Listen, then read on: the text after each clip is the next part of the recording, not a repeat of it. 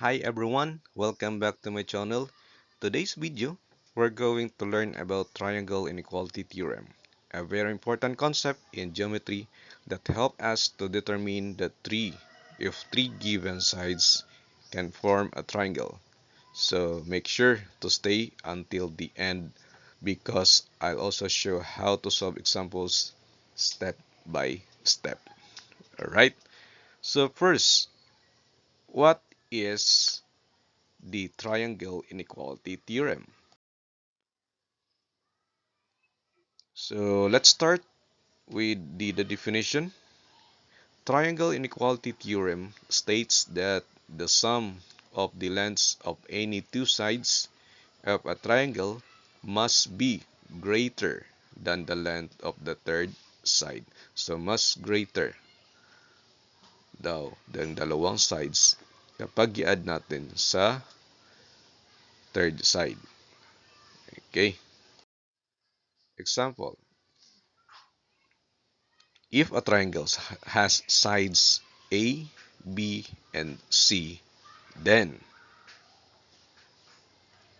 A plus B is greater than C.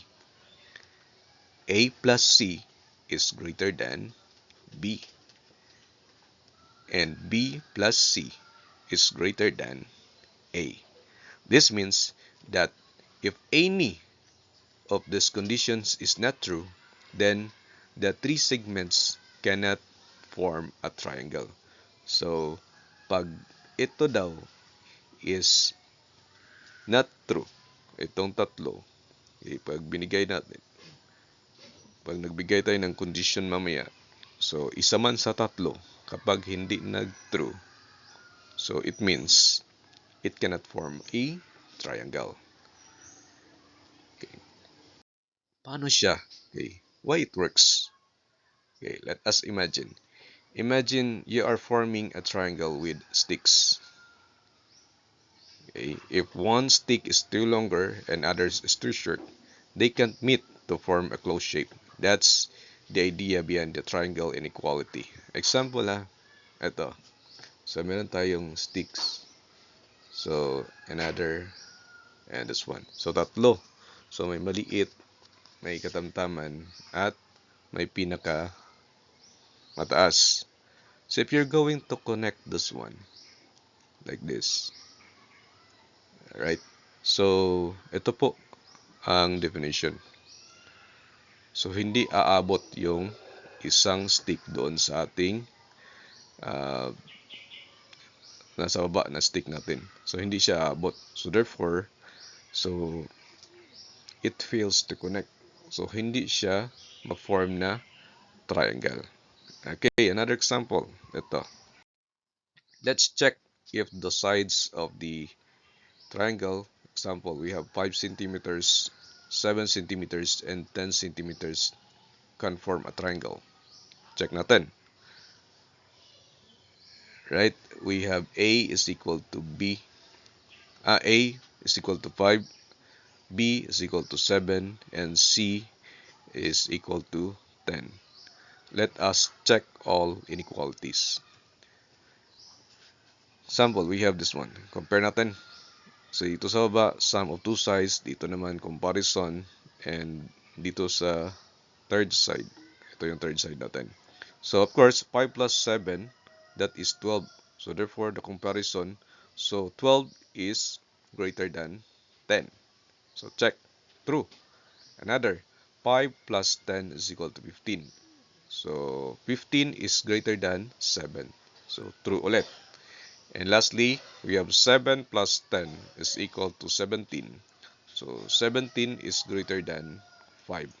So, all are true. So, yes, these sides can be or can form a triangle. Kasi nag-true sila. True sila lahat. Kuha po ba? Okay, another. Now, let's try 3 centimeters, 6 centimeters, and 9 centimeters. Kung ang A natin is equal to 3, B is equal to 6, and C is equals to 9. So, ang A, B, and C here, we're talking on the sides of the triangle po, ha? So, example, we have now this one. So 3 plus 6 is equal to 9.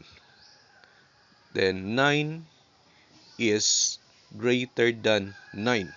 So ano po siya?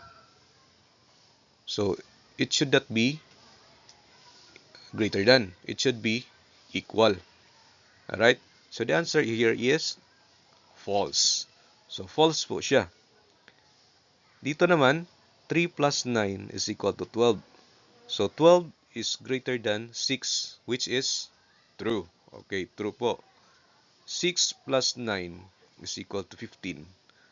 So 15 is greater than 6. So as you observe, dalawa lang po ang true. Isa is false. So ano mangyayari dito? So remember, if even one inequality fails, then no triangle can be formed. Alright, so yun po ang ating explanation. So these sides cannot form a triangle. So ito po. So try nyo po by using the sticks. So hindi po siya aabot. Kung pilitin nyo mang abot, may sosobra. So magiging extended na po yung ating angle. So another topic naman po yun. Okay, so let's apply what we learned. Okay, suppose you have two sides of a triangle, 8 centimeters and 13 centimeters. What could be the possible range of the third side? So ano po ba ang kanyang possible na range kung ang given ay 8 centimeters at saka 13 centimeters? So if we have this one, 8 plus 13 is greater than x. Tapos, si x dapat is less than 21. Okay, nakuha po ba? If 3 minus 8, okay, less than x, and ang x natin, it should be greater than 5. So, dito, so dapat 5 is less than x. Okay? And si x naman is less than 21. Okay. Ano bang x natin dito? So we are referring on the number. Okay, ang variable na x dito, it represents to the number, yung unknown. So therefore, that means the third side can be any length between 5 and 21 centimeters. Okay, any length between 5 and 21 centimeters.